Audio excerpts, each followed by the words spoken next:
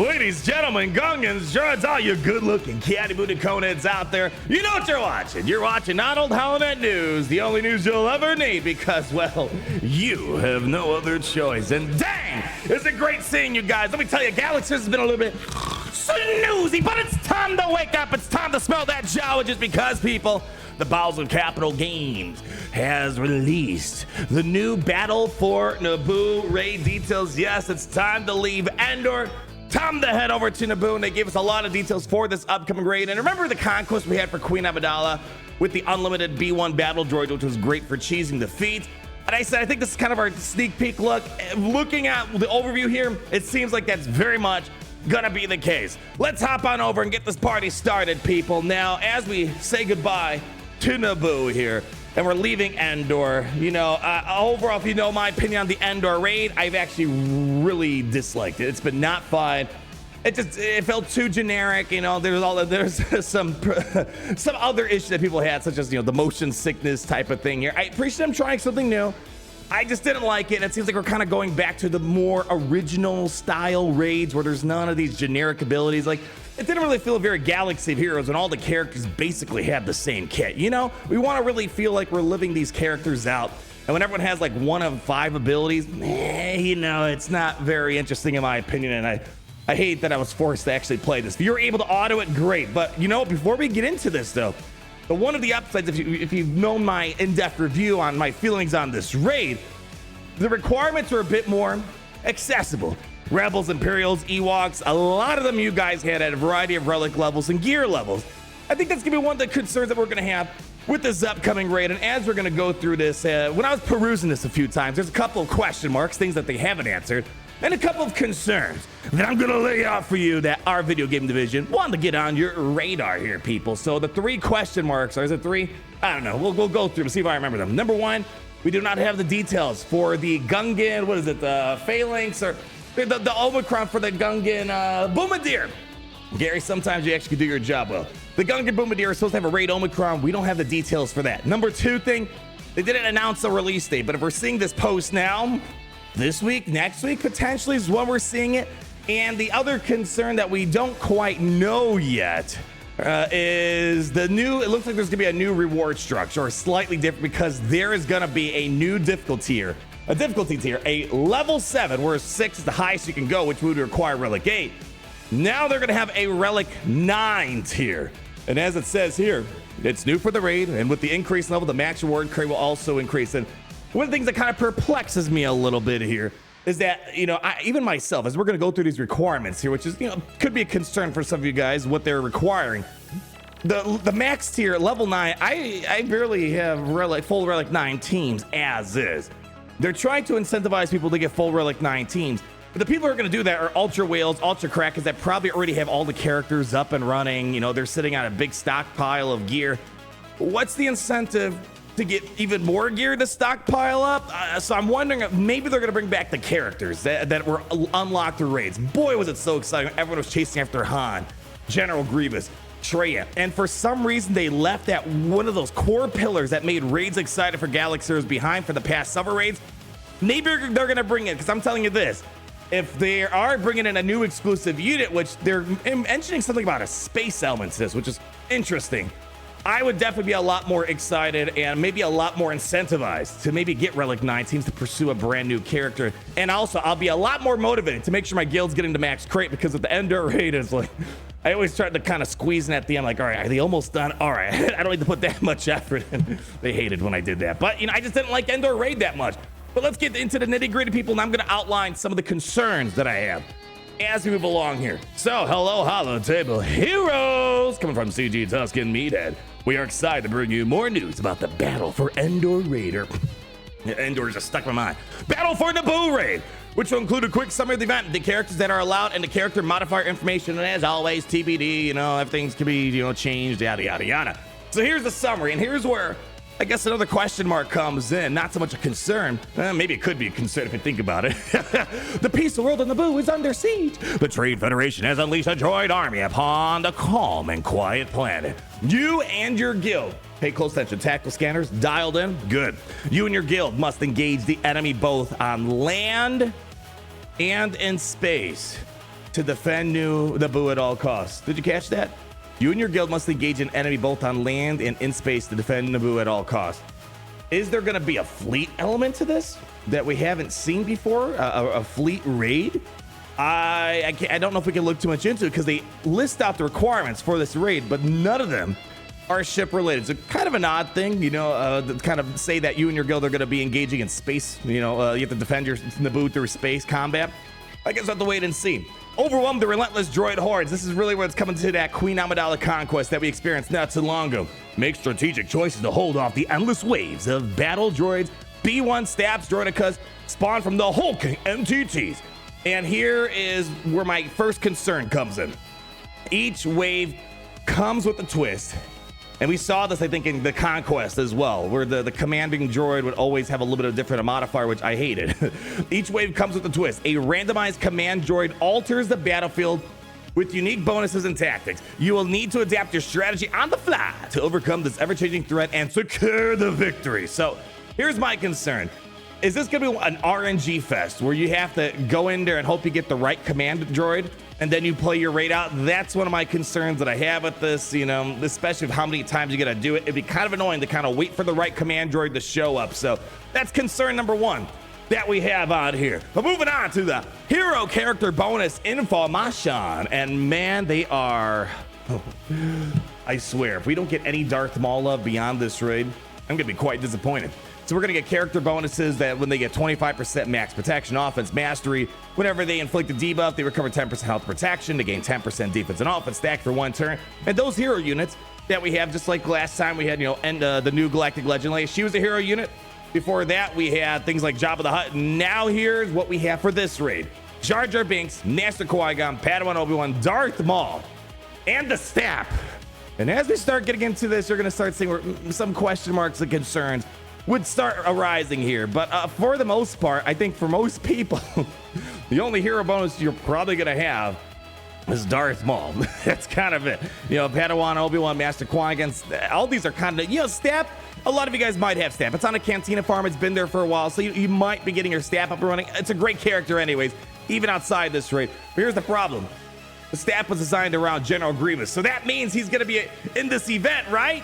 No! So that's where gonna get a little funky. Here are your bonuses that we have here. Gungans, very new on the block, but luckily a lot of people are able to make a big push with the recent Gungan additive drops. I mean, my free-to-play account almost got 6-star Gungans for free just because of that event. So hopefully you're able to capitalize on all that here. But with the Gungans, let's just go through that. Shield generator gains 5 plasma shielding, so more plasma shielding means survive a lot longer. Whenever an allied shield generator uses plasma pulse, the Gungan also get foresight. You give a random Gungan a bonus turn. All enemies are inflicted with plasma residue, which can't be resisted. A lot of Galactic Republic stuff. Unlike the Gungans, which are kind of a very narrow faction, Galactic Republic, there's going to be a lot of them. And it's going to be interesting seeing if Jedi Counselor, Luminar Unduli, maybe they're going to be actually kind of useful here. Jedi healers and supports gain 50% max health, and Jedi healers and tanks gain 50% defense and max protection.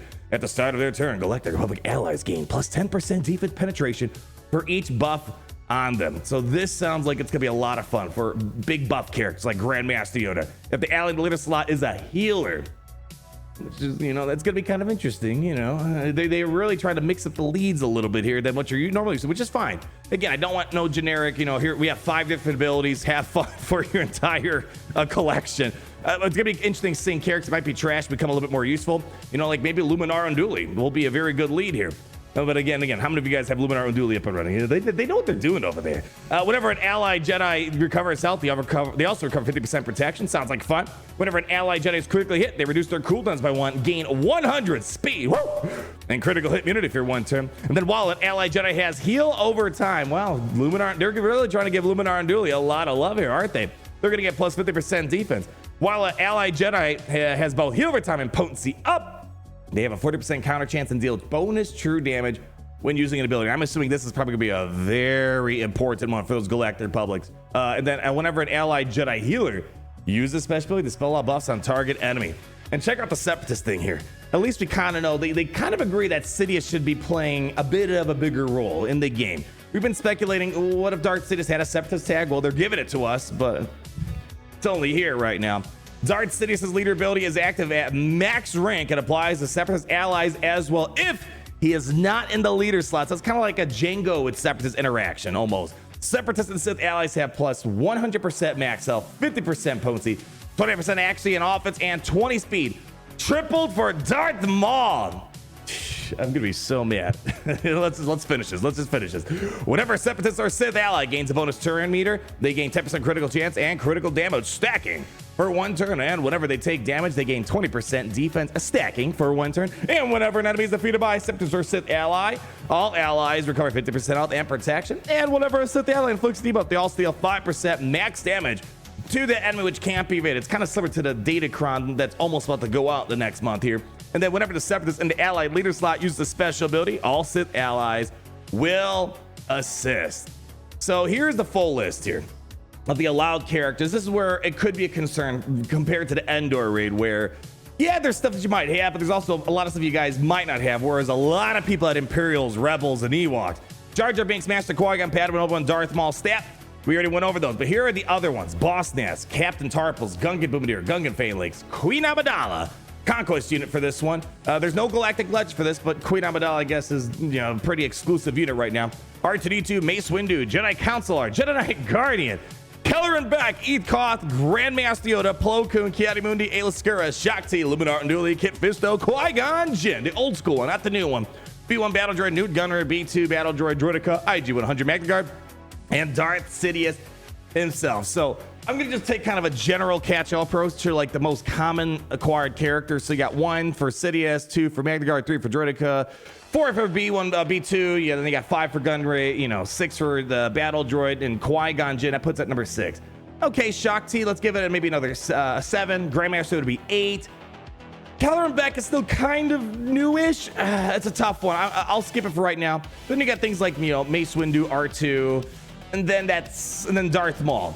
So it's kind of a limited list there. So I think most of you are probably going to have maybe the Separatist stuff up and running. So that's kind of where it might be a bit of a concern. For Endor raid, no matter how much you loved it or hate it, at least the requirements are a bit more accessible. And before we kind of get out of this here, I just want to bring it up one more time. Darth Maul is going to be a hero unit. I'm assuming people are going to probably start upgrading him to, you know, try to get as good of a crate as possible. But the good news is a lot of people have Darth Maul up and running. And if people are going to have to upgrade him even more, oh boy, I hope we're going to get a rework, Omicron, something for the guy. I really do. Right now, he most probably have like, you know, Relic 6, Relic 7, whatever it is. And if they're going to require Relic 9, even more, I would love for this guy to get a little bit more love beyond just this raid. The Darth Sidious thing is cool. So it's going to be hard to say what are going to be the best teams for right now. But as we're seeing, a lot of Jedi healers are going to be very important. So the good news is I think a lot of you guys might have some of the Jedi stuff. You know, just you might not have Counselor, Jedi Guardian, Eth Koth at Relic 9. What are you guys even playing the same game? You don't have Eth Koth at Relic 9? Oh gosh, you got to find a different game, man. Let me tell you. All right, then we have the difficulty modifiers. I'm not going to go through all of them right now. We'll just kind of jump to the highest one here. But as you guys know, with every difficulty increase requires a higher gear level, higher relic level, and with that comes an increased difficulty, but a larger score potentially, and hopefully better rewards down the road, which again, we don't quite know what the rewards are. But as we go to the highest of the highest, the level 7, which is basically everything but from the previous levels, but a lot more complicated. Enemies are going to get 140% accuracy, critical avoidance, critical chance, critical damage, defense penetration, offense, potency, and tenacity, and 120,000 health and 70 speed. And they'll have a twin blaster cannons, which will grant allies 30% perimeter. They'll have a defensive spiral where all allies are 50% health and protection. And then here's your faction bonuses that we just broke down not too long ago with the score multiplier of 12. And as we said, this will come with an increased level as well as a new max reward crate, which will also increase. And as we start wrapping up our final thoughts here, as a reminder, as we continue to work through the balancing and testing, anything listed above is subject to change. So right now, you know, again, it's going to be hard to say this is going to be better than previous raids. At the minimum, I'm very happy we're kind of going to more of the traditional route. You know, you farmed up a character, you want to experience that character. The Endor raid did a very bad job of letting me feel like I'm using the character. However, some people did like the full auto thing, which is nice. I wish I could have had that luxury to do a little bit more. So this one, who knows if it's going to be auto friendly. But as I said, the Relic 9's kind of an interesting situation. It's just, again, what's the incentive and, I guess, bragging rights for top-end guilds? They don't need more gear. Like, they're already swimming in gear. They already got pretty much everything maxed out if you have a lot of Relic 9 teams up and running. So I'm hoping they're going to bring back in some sort of like iconic unit. Like, who knows? What if they bring to the maybe, we don't have a Padawan or baby Anakin right now. What if they bring the Naboo starfighter? And that's maybe why they're saying, oh, there's going to be a space element to all this. It was really exciting. You know, it sucks that you sometimes see, you stray away from the core of what made a game mode very popular. The core element was chasing for a new character. It was always so exciting, man. The hype in the game was unreal when we had new stuff like that. Now it's just more, you got to keep up or else you're not going to get your gear income to stay steady. So when we do get that information, we'll make sure that they're not scamming you guys out of any rewards, but it might be a downgrade. If you don't have these special units that are going to be acquired, it could be a downgrade going from Endor. But remember, all the good stuff moves to the new raid. So everyone should try to play the new raid. Even if you hate it, the better rewards are going to be in Naboo as they take it out from Endor. Just like we saw, Endor took the good rewards out of the crate raid, and so is the new model for the Star Wars Galaxy of Heroes raid formula. That's going to wrap it up for right now, people. Stay tuned here at Arnold Holiday News. We're going to make sure you know when all those little funny details come to life. Here, Neil Gare, can you bring that one more time? Just bring that one more time. And please, for the love that is holy and RNGesus, please let's get Darth Maul that love, man. We're about, this is probably one of the last updates for the Phantom Menace, and they're moving on to whatever's next for Galaxy of Heroes, and I hope they give this guy some love. But in the meantime, share your love down below. Let me know your thoughts, and of course, be sure to subscribe so you're not missing a thing. And as always, my friends, remember, it's great to be in the Empire today. Oh, it's great to be